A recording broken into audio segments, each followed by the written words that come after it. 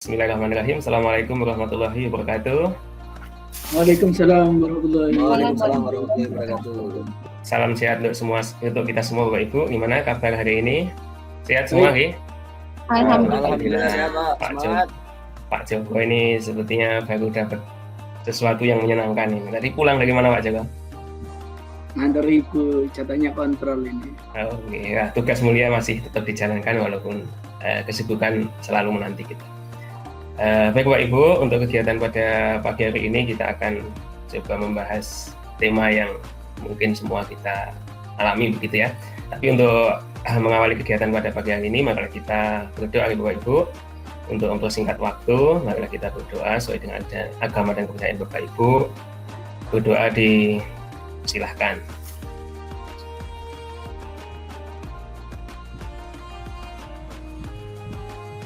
Berdoa cukup Bapak Ibu. Baiklah, untuk mengawali kegiatan pada pagi hari ini, perkenalkanlah kami menyampaikan tema yang akan kita bahas pada pagi hari ini Bapak Ibu, yang sering kita alami dan mari kita coba cari solusinya nanti kalau memungkinkan. Jika tidak, ya paling tidak sudah ada kesepahaman. Jadi tema kita kali ini adalah bagaimana cara menemukan solusi tentang permasalahan PJJ di masa pandemi COVID-19. Jadi Bapak Ibu pasti mengalami pembelajaran jarak jauh di masa pandemi ini sangat tidak mudah gitu ya. Banyak siswa yang tidak aktif, kemudian bahkan mungkin guru kita juga tidak responnya kurang bagus, sehingga kira-kira pengalaman apa yang Bapak Ibu alami untuk mencari solusi atau untuk memberikan solusi itu ya. Nanti Bapak Ibu mohon untuk diperkenan menuliskan di Jamboard ya. Jamboard yang nanti akan kami share gitu ya. Tapi pada prinsipnya nanti yang akan kita bahas adalah ini, supaya Bapak Ibu nanti punya gambaran. Yang pertama adalah Bapak Ibu memberi masukan terhadap tema yang kami sampaikan tadi, sesuai dengan pengalaman Bapak Ibu ya. Jadi kalau siswa misalnya tidak aktif harus diapakan, pengalaman baik Bapak Ibu mohon untuk disampaikan di PJ itu. Kemudian nanti yang berikutnya, kalau pengalaman dari Bapak Ibu itu mungkin masih terlalu umum, itu nanti kita akan dalami bersama, akan kita explore begitu. Kemudian yang terakhir kita simpulkan sama-sama, kira-kira yang Bapak Ibu masukkan tadi memungkinkan tidak untuk kita terapkan. Baik Bapak Ibu, untuk yang pertama kami mohon kerjasama Bapak Ibu untuk berkenan mengisi pengalaman baik Bapak Ibu untuk mencari solusi tentang PJJ yang berada di tempat Bapak Ibu. Silakan Bapak Ibu nanti berkenan untuk mengisi di sini ya, di Jamboard yang sudah kami share. Mohon untuk berkenan mengisi, kemudian kami tampilkan untuk hasilnya. Sambil menunggu Bapak Ibu mengisi pengalaman Bapak Ibu tentang mencari solusi permasalahan di PJJ Bapak Ibu, mungkin perlu kami sampaikan bahwasanya Bapak Ibu di sini adalah kita anggap sebagai pemberi solusi gitu ya. Jadi tidak mencari masalah, tapi memberikan solusi untuk kita ataupun untuk Bapak Ibu guru yang lain. Monggo Pak Ibu dituliskan di sebelah kiri. Sudah bisa belum Pak Joko atau mungkin Pak Asep mengakses Jamboard yang Bisa. Yang bisa. Baik. Nah, ini sudah ada yang menyampaikan untuk memberikan solusi tentang PJJ yang bermasalah katakanlah begitu. Kita menerima WA pribadi. Mungkin yang lain monggo disampaikan kira-kira apa itu need assessment gitu ya. Yang berikutnya, baik Bapak Ibu sudah memasukkan beberapa solusi yang Bapak Ibu alami ya, ini tentu saja itu. Karena kami ingin mengeksplor lebih jauh, kira-kira menerima WA pribadi seperti apa yang Bapak Ibu anggap itu menjadikan solusi para siswa atau pembelajaran ini bisa tetap berjalan walaupun di tengah kondisi yang mungkin kurang baik. Seperti apa Ibu? Ibu atau Bapak ini ya, kira-kira yang menuliskan menerima WA ini. Mohon untuk penjelasannya kira-kira seperti apa itu? Ya Pak Sam, saya. Iya, monggo Bu. Ya. Jadi kebetulan di tempat kami kan kebanyakan masih menggunakan Google Classroom ya, dan tapi tidak semuanya juga anak itu aktif. kalau di classroom itu lebih cenderung pilih ke WA seperti itu. Sedangkan kalau masalah anak itu kadang penanganan satu dengan yang lain berbeda. Ada beberapa guru itu yang saya nggak mau, tetap maunya di classroom saja. Alhasil kita kesulitan untuk menggali apa potensi mereka, bagaimana menilai apa yang sudah mereka pelajari, apa mereka sudah paham atau belum. Tapi dengan silahkan kalau kalian tidak mudeng atau belum jelas bisa tanya WA saya secara pribadi, itu justru malah anak itu lebih mengena Pak ketimbang di classroom atau WA group seperti itu. Terima kasih. Baik Ibu, berarti dari penjelasan Ibu Nur Fitri, artinya untuk mencari solusi itu kita memerlukan semacam penanganan secara pribadi begitu ya, sehingga kita lebih bisa optimal lagi dalam menangani para siswa. Baik, berarti eksplor yang pertama ini adalah penanganan secara pribadi ini nanti bisa menjadi solusi ya. Kira-kira seperti itu nggih Bu Nur? Nggih Bapak. Betul ya? Baik. Betul. Cuman nanti akan muncul masalah lagi kira-kira nanti solusinya bagaimana, tapi nanti akan kita eksplor lagi. Yang berikutnya adalah need assessment ya. Kira-kira seperti apa ini yang dengan need assessment ini? Ya, terima kasih Pak Sam.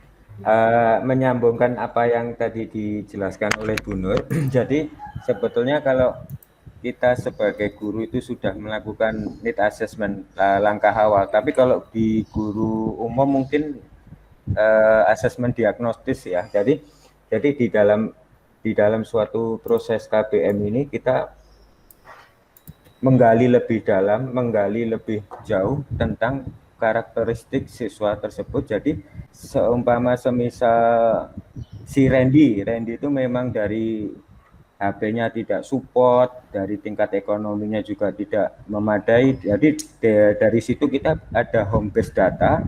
Jadi kita lebih enak ketika nanti ada persoalan, ketika ada suatu kasus, jadi bisa secara holistik terpenuhi dan bisa terselesaikan. Begitu Pak Sam. Baik, untuk Pak Asep, bagus sekali ini. Ini melengkapi yang disampaikan Ibu Fitri gitu ya. Kalau Ibu Fitri tadi masih personal, benar-benar personal begitu ya. Nah, tadi kami sudah menyampaikan. Nah, ini kalau personelnya ini hanya 1, 2, 3 gitu loh. Tetapi nanti kalau personelnya yang perlu penanganan itu butuh butuh lebih banyak lagi, apakah itu bahasa Jawanya kecunggah kan begitu ya.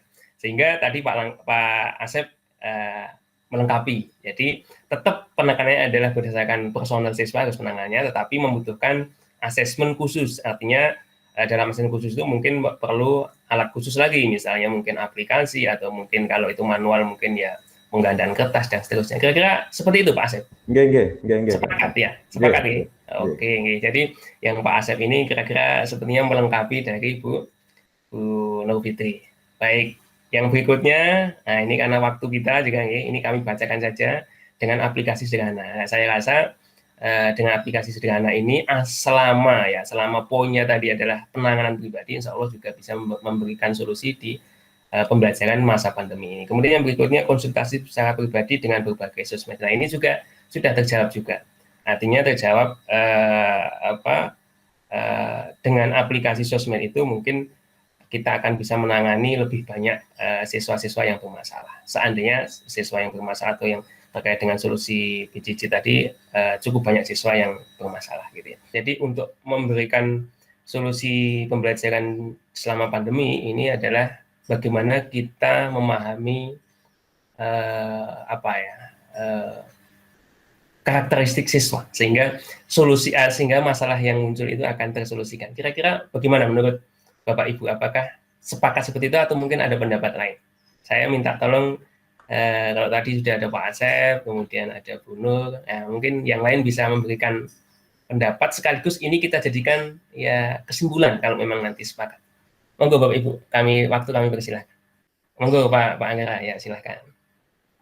Ya, terima kasih Pak Sam. Kalau terkait dengan solusi ini, menurut saya memang dari yang disampaikan Bu Fitri, kemudian Pak Asep tadi benar sekali bahwa kita harus melakukan strategi berbagai, tidak hanya satu gitu ya. Ada penanganan secara personal seperti yang disampaikan Bu Fitri tadi melalui Bapri, kemudian tapi juga perlu membutuhkan sebuah asesmen supaya kita tahu secara holistik bentuknya seperti apa. Kemudian selain itu juga kita harus senantiasa terus mengamati begitu, mengamati progres dari peserta didik ini dalam proses kegiatan itu, apakah semakin baik, semakin antusias, semakin semangat dalam belajar, atau malah semakin lama semakin turun. Ini perlu kita amati. Kemudian setelah kita amati, nanti kita harus segera untuk mencari solusi apa permasalahan, kenapa proses ini setelah berjalan awalnya baik kok tiba-tiba turun, atau kemudian jika ada sesuatu yang sudah baik, semakin baik, kita juga perlu mengamati, karena itu akan menjadi sebuah praktek baik yang kemudian kita bisa gunakan di kemudian hari begitu. Seperti itu Pak Sam dari saya, Pak Sam. Baik, terima kasih Pak Anggara, bagus sekali pendapat Pak Anggara ini. Jadi Pak Anggara ini merangkum dari semuanya yang tadi disampaikan, hanya saja Pak Anggara menambahkan. Jadi dari data-data dari kegiatan pengamatan yang ada, ini Bapak Anggara menyampaikan harus istilahnya dievaluasi, diamati kembali, kemudian ya istilahnya diperbaiki, dikembangkan lagi. Jadi kalau melalui katakanlah mungkin spesifik ya melalui WA ini sudah cukup bagus, tapi dalam jumlah yang banyak mungkin belum bisa menangani, maka diperlukan need assessment tadi, sehingga data itu secara holistik bisa kita terima, sehingga kita bisa memutuskan tindak lanjut berikutnya. Kira-kira yang kami pahami seperti itu. Mungkin Bapak Ibu, mungkin ada yang lain sebelum kita akhiri kegiatan kita hari ini, Bapak Ibu? Cukup? Jadi jika cukup Bapak Ibu, baik, terima kasih. Jadi pada prinsipnya solusi dari permasalahan di BJ ini, kita harus mengetahui karakter siswa satu persatu dengan berbagai macam teknik ya. Kemudian setelah kita tahu, setelah kita punya data, kita amati, kita evaluasi, kemudian kita implementasi. Kira-kira seperti itu. Oke Bapak Ibu, terima kasih untuk diskusi kita kali ini. Semoga diskusi kita kali ini bisa bermanfaat dan bisa kita terapkan seoptimal mungkin di sekolah kita masing-masing. Untuk terakhir kali, marilah kita akhiri dengan berdoa Bapak Ibu, supaya apa yang kita laksanakan bisa dipermudah, dilancarkan, dan diridhoi Allah Subhanahu wa Ta'ala. Berdoa sesuai dengan agama dan kepercayaan Bapak Ibu. Berdoa dipersilahkan.